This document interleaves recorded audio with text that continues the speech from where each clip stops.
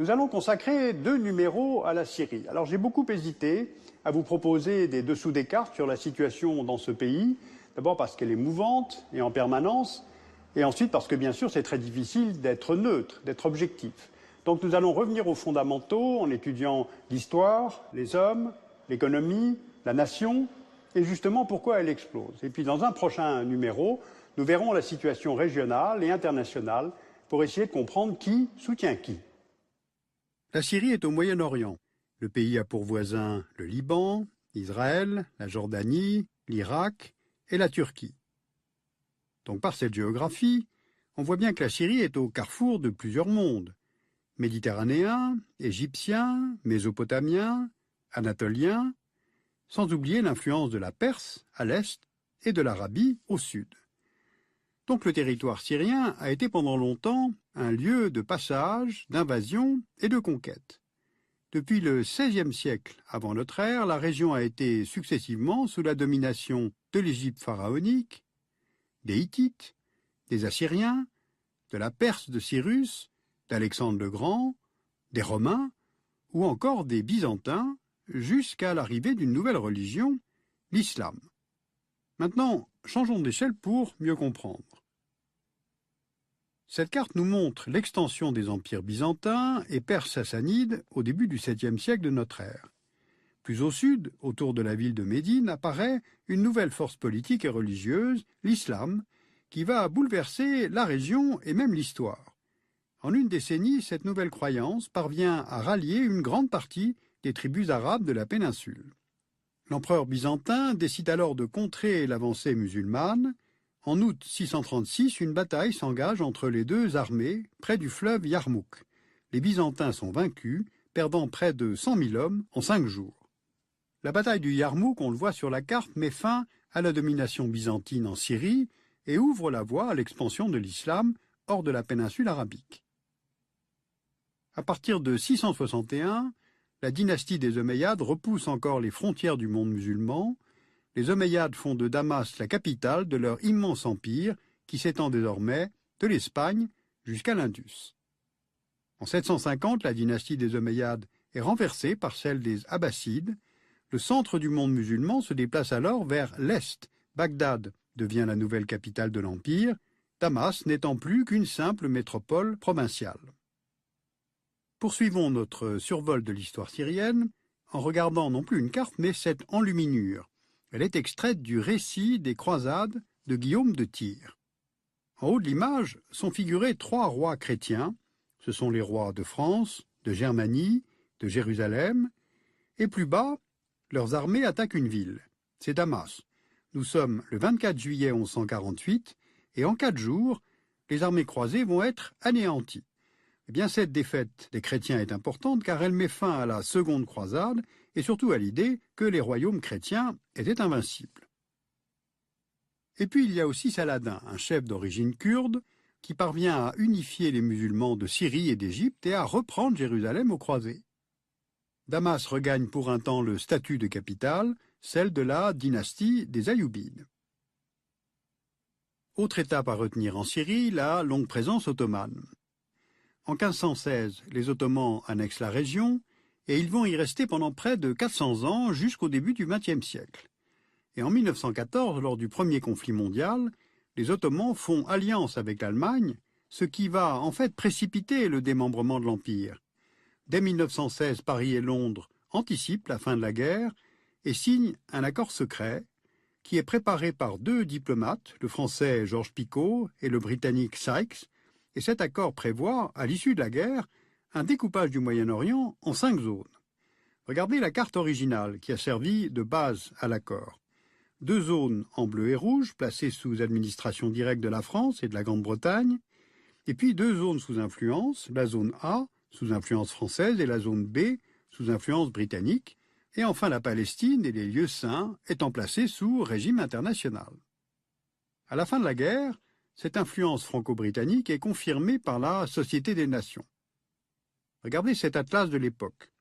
En 1920, la France se voit attribuer l'exercice d'un mandat sur le Liban et la Syrie, alors que la Grande-Bretagne devient puissance mandataire en Palestine, en Transjordanie et en Irak. Et dès cette date, les autorités françaises procèdent à un redécoupage de ces territoires avec la création, on le voit bien sur l'Atlas, du Grand Liban, de l'État de Damas, de l'État d'Alep, de l'État des Alaouites, puis de l'État de Djebel Druze en 1921, et enfin du territoire du Sandjak d'Alexandrette en 1923.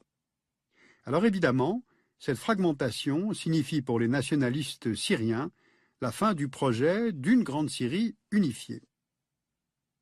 D'autant plus qu'en 1926, le Grand Liban devient la République libanaise. Et en 1939, le Sandjak d'Alexandrette est cédé par la France à la Turquie pour tenter de tenir Ankara éloigné d'une alliance avec l'Allemagne nazie. Le mandat français en Syrie cesse 2 ans plus tard, en 1941, et la Syrie devient indépendante en 1946 et s'établit donc dans cette enveloppe territoriale qu'on lui connaît aujourd'hui.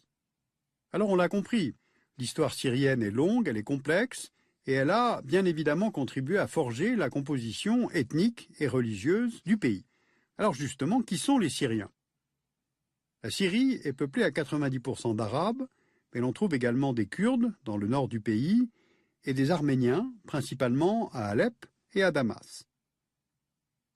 L'islam est la religion majoritaire, 70% des Syriens sont de tradition sunnite, 3% sont chiites, il y a aussi des chrétiens et des druzes, et enfin il y a la communauté alaouite qui représente 13% de la population. Issue du chiisme, cette communauté est méprisée par les autres musulmans et même considérée comme hérétique, tant par les sunnites que par les chiites. Eh bien, c'est pourtant une famille issue de cette minorité, la famille Assad, qui dirige le pays depuis 1971, c'est-à-dire depuis à peu près 40 ans. Voyons comment les choses se sont passées. Un membre de cette famille, Hafez el-Assad, adhère au parti Baas, le Parti socialiste de la Renaissance arabe, qui vient tout juste d'être créé. Il a alors 16 ans, puis il entre dans l'armée, seul moyen pour un alaouite de faire des études supérieures. En s'appuyant tantôt sur le politique, tantôt sur le militaire, il va finir par imposer ses idées, d'abord au parti Baas au début des années 60, puis au sein de l'armée syrienne, devenant chef d'état-major de l'armée de l'air en 1964.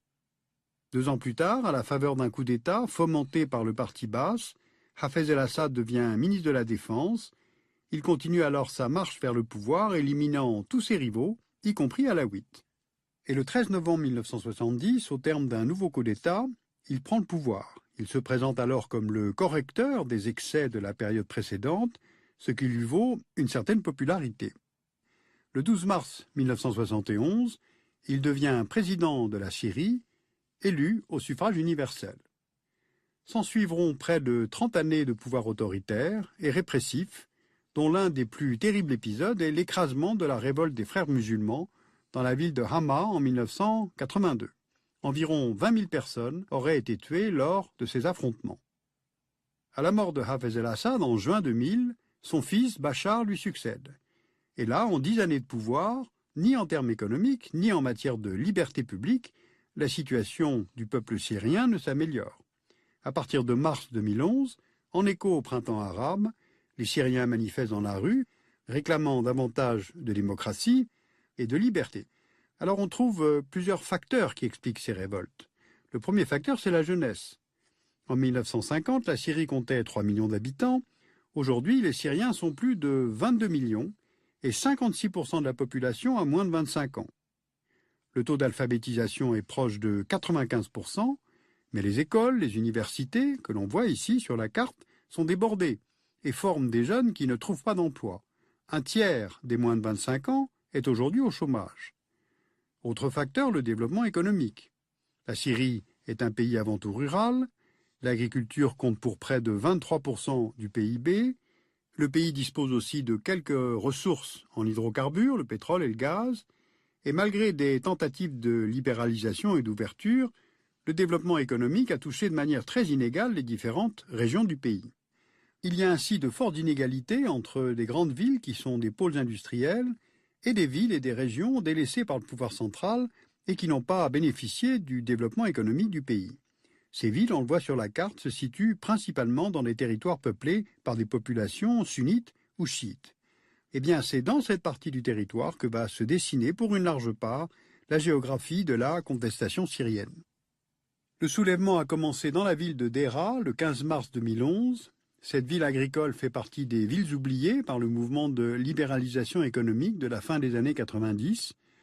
Ensuite, la révolte s'est étendue à d'autres villes et banlieues défavorisées, jusqu'à se généraliser à l'ensemble du pays.